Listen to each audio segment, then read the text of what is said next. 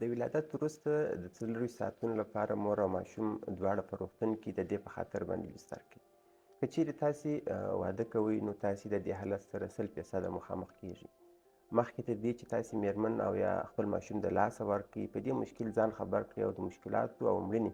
مخنیوی وکړي. په اوس وخت کې زیاتره نه بلکې ټولې میرمنې چې په صحي خدماتو لاسرسی ولري په روغتون کې ولادت وکړي، تر څو د مور او ماشوم دواړو د مړینې، معیوبیتونو، کومخوني او نورو مشکلاتو مخنیوی شوی وي. مګر زیاتره وختونه چې کله یوه میرمن په روغتون کې د مربوطه بخش د ډاکټرې یا قابلې تر لاس لاندې ولادت ورکوي، د ولادت څخه وروسته مور او یا هم ماشوم خپل ژوند د لاسه ورکوي. تاسې ته به حتما سوال پیدا کیږي چې د ولادت په خاطر خو به د میرمنې یا ماشوم مړینه هغه وخت رامنځته کېدله چې میرمن په کور کې په غیر صحي شکل د غیر صحي پرسونل په لاس ولادت ورکوي. اما دلته خو روغتون د وسایل موجود دي، صحي تجربه لرونکي پرسونل موجود ده، نو بیا ولې مور یا ولې ماشوم خپل ژوند د لاس څخه ورکوي؟ اوس به په ټولو اړخونو باندې خبرې وکړو. هغه کوم مشکلات دي چې په خاطر یې مور یا ماشوم خپل ژوند د لاس څخه ورکوي، او د مخنیوي لپاره زه غواړم چې میرمن او ماشوم دواړه دي د ولادت څخه وروسته په روغتون کې د 24 ساعت لپاره بستر پاتې شي. لومړی به د مور په اړه باندې خبرې وکړو. د ولادت څخه وروسته چې میرمن ژوند د لاس ورکوي، تر ټولو غټ سبب یې خونریزي ده. نو که چیرې مور د ولادت څخه وروسته خونریزي ورکوي، مطلب پوسټ پارټم هیموراج ورکوي، نو تاسې به تیار په روغتون کې بستر یاست. د انتاناتو د مداخلې، د وینې د ضایع کېدلو او بالاخره د مور د مړینې څخه به مخنیوی کړی کوم چې د دې خونریزي په خاطر باندې رامنځته کېږي. اما که چیرې یو میرمن په کور کې ولادت ورکړي یا هم په روغتون کې ولادت ورکړي، خو ژر کور ته ولاړ شي، بیا چې د لرې ساحې څخه روغتون ته مراجعه کړي، رارسېږي او ډاکټر ورته لاسرسی پیدا کړي، میرمن خپل ژوند د لاس څخه ورکوي. اوس به د ماشوم په اړه خبرې وکړو چې کوم ضرورت د دې شته چې ماشوم باید د پیدایښت څخه وروسته په روغتون کې بستر شي، تر څو د مړینې او معیوبیت مخنیوی وشي. لومړی، که چیرې ماشوم د زړه ولادي ناروغۍ ولري، نو ډاکټران کولی شي چې ستاسې ماشوم د شینوالي یا سیانوز، نفس تنګي، د زړه غیر نورمال اوازونه، د وینې د فشار بې نظمي او هغه نورو مشخصو اعراضو په خاطر چې د زړه د ناروغۍ په خاطر رامنځته کېږي مشکوک ونیسي، او ورته لازم معایناتونه اجرا کړي، او پر وخت د ناروغۍ د تداوي لپاره اهتمامات ونیسي، او د مړینې او معیوبیتونو مخنیوی وکړي. اما که چیرې تداوي ونه سي، نو ممکن داسې مشکلات ماشوم کې رامنځته سي چې بیا د تداوي وړ نه وي. مثلا که د دماغ یا پښتورګو او نورو برخو ته د زړه په واسطه باندې په کافیانه سره وینه ونه رسېږي، نو هغه برخه په قسمي یا پوره ډول سره ژوند د لاس ورکوي او ماشوم د مړینې او معیوبیت سبب کېږي. نو دا هغه یو سبب دی چې مطلب که چیرې میرمن په روغتون کې بستر نه سي، په ماشوم کې د دې په مشکل په خاطر باندې مړینه او معیوبیت رامنځته کېږي. دوم، که چیرې ستاسې ماشوم د بولي سیستم ولادي ناروغۍ ولري، مثلا په ولادي شکل سره ستاسې ماشوم پښتورګي مثانه او یا هم د پښتورګو او مثانې ترمنځ هغه پیپونه ونه لري، نو ډاکټران کولی شي چې د ماشوم د نارامي، د ادرارو د نه شتون په سبب ستاسې ماشوم د بولي سیستم د ناروغۍ لپاره مشکوک ونیسي او ورته لازم معایناتونه اجرا کړي، او د ناروغۍ په صورت کې ورته لازم اهتمامات ونیسي او د ماشوم د مړینې او معیوبیت مخنیوی وکړي. اما که چیرې تاسې په روغتون کې بستر نه یاست، نو دا هم د ماشوم د مړینې لپاره او د معیوبیت لپاره چې پښتورګي خپل وظیفه د لاس ورکوي یو زمینه سازه فکتور ده.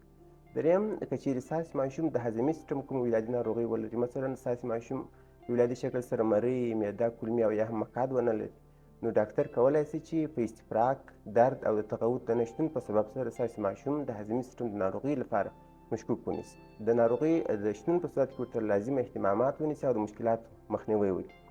چې په دې وخت کې بیا نو ماشوم په سوی تغذیې باندې اخته کېږي. څلورم، که چیرې ستاسې ماشوم د ولادت څخه وروسته په انتاناتو اخته کېږي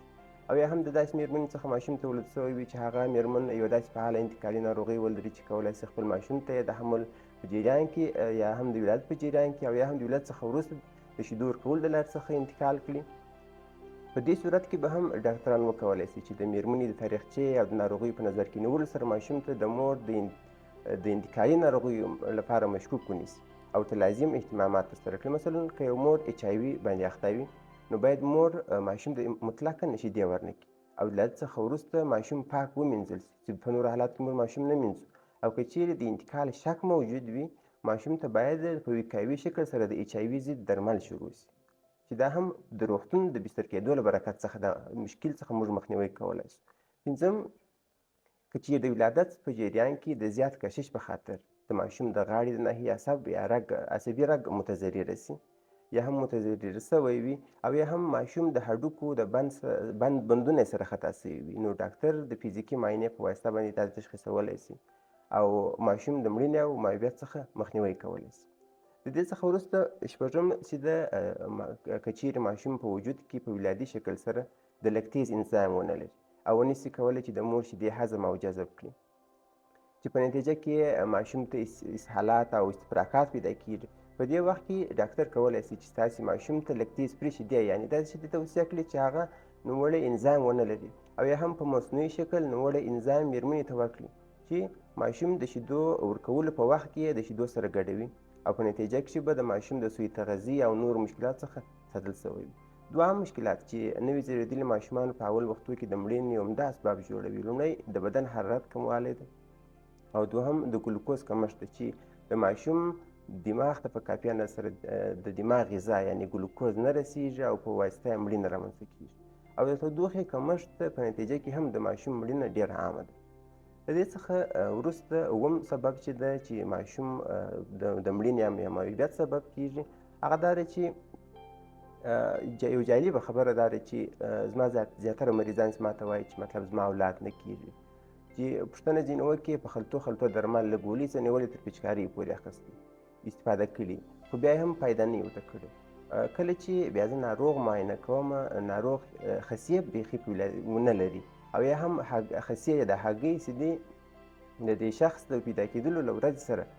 اړه لري مطلب ناروغ راځي خصیې نه لري دا سبب چې د په د پیدایښت د ورځې سره ارتباط لري. که چیرې ستاسې نارینه ماشوم پیدا سي او تاسې هګۍ یا خصیو ته متوجه نه سي او د ماشوم خصیې خپلې کڅوړې ته د نس څخه راشوه نه سي نو دغه ماشوم به په آینده کې د اولاد راوړلو قابلیت د لاسه ورکوي او په ځینو حالتو کې خو د خصیو سرطان هم رامنځته کېدلی سي.